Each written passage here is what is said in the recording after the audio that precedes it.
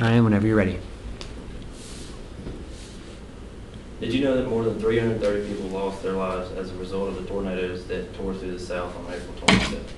On April 27, 2011, towns such as Coleman, Guntersville, Tuscaloosa, and Birmingham were devastated by massive tornadoes.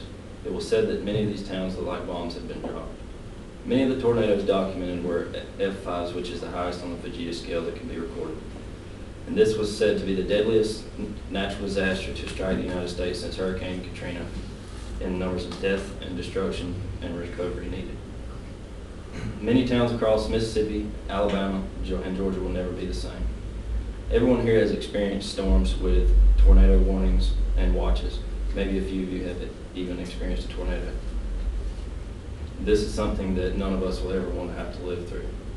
I reviewed journals, websites, and newspapers, and spent time in Coleman and Guntersville, as well as Birmingham, which are towns who were greatly devastated by the storms. I also have family in many of the towns affected. I will discuss death tolls, people affected across the South, recovery methods, amount of aid needed, and damage assessments. Possibly the most significant topic will be planning, preparedness, mitigation, and survival methods for you all to protect yourself in the future against these deadly storms.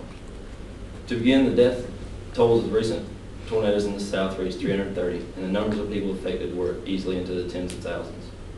According to an article written by Verna Gates entitled Alabama Sees Tornado Insured Losses Exceeding $2 billion, the death toll from April's swarm of tornadoes was the second highest inflicted by tornadoes in U.S. history.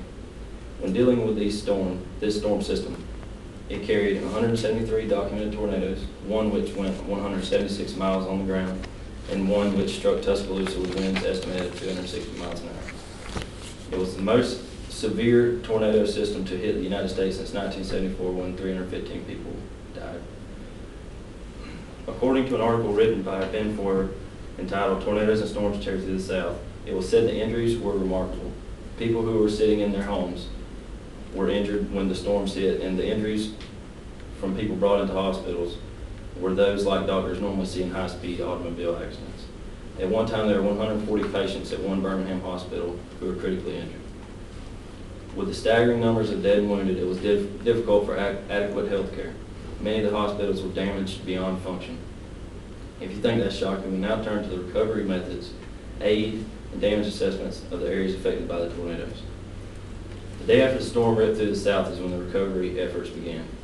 From search and rescue, debris removal, providing shelter, food, water, clothes, and basic needs to the victims. According to an article from AL.com written by Mike Oliver, the Army Corps of Engineers had estimated that at least 3.5 million cubic yards of debris that will be likely, and this number will be likely to rise upward. The debris is now being set up into burn pits to destroy only the organic debris. Getting into the main affected areas was the biggest challenge for FEMA officials. There were 2,000 National Guard troops sent to the affected areas to assist with cleanup, peace, and to keep order among the civilians. Delivering aid was difficult because of reaching areas through private property, as well as demolished areas which were posed as roadblocks. When the storms passed, people assisted each other, wounded and deceased were accounted for, and insurance and damage assessments began. According to an article, Alabama Sees Tornado Issues insured losses exceeding $2 million. Some 17,000 insurance claim adjusters were sent to the area to process claims. And in this case, your home would not just be damaged. Either your home was totally spared or it was totally wiped out. There was little in between. In Georgia alone, there was $75 million in insured claims. Adding on, let's consider the planning, mitigation, preparedness, and survival methods that should be implemented to increase your chances of surviving one of these tornadoes. It is imperative that everyone understands just how to prepare for a tornado and what to do in an event that you are in the projected path of a deadly storm.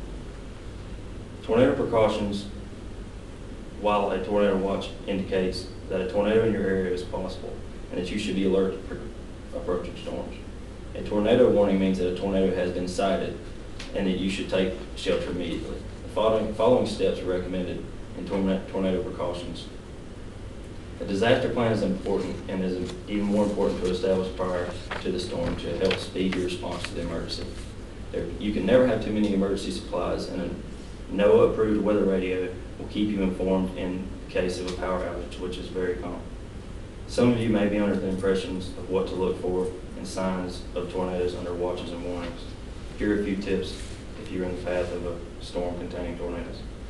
What to look for is a nasty green sky, large hail, a loud roar that can be sometimes referred to as sounding like a train, low rotating clouds.